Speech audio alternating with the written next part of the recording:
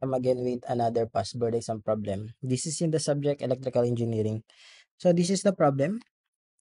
Compute the illumination of a given surface, 140 centimeters, from a 74 candela light source if the normal to the surface makes an angle of 38 degrees with the flux.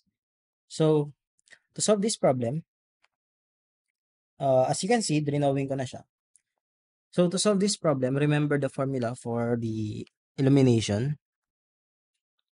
E is equal to I over D squared times cosine theta. So, E is the illumination in lux. I is the candle power in candela. D is the distance, and theta is the angle between the incident ray, eto, and the normal to the surface. So, sabi dito, 74 candela light source, tapos yung surface, yung normal to the surface daw is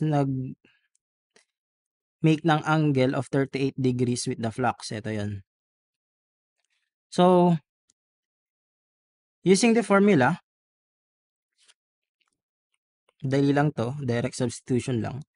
So, E is equal to I, 74. So, ito pala, in meters pala to. So, convert natin, 140. So, in 1 meter, mayroong 100 centimeter times cosine 38 degrees.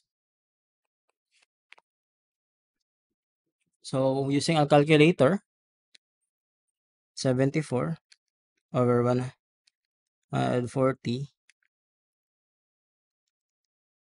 or 100 squared times cosine 38. So, dapat naka-degrees. Degree mode tayo. So, ang answer is 29.75. 29.75 lux.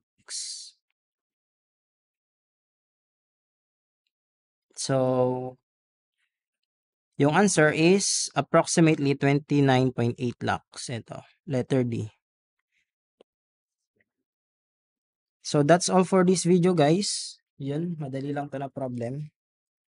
So, help me by subscribing to my YouTube channel and see you in the next one. God bless.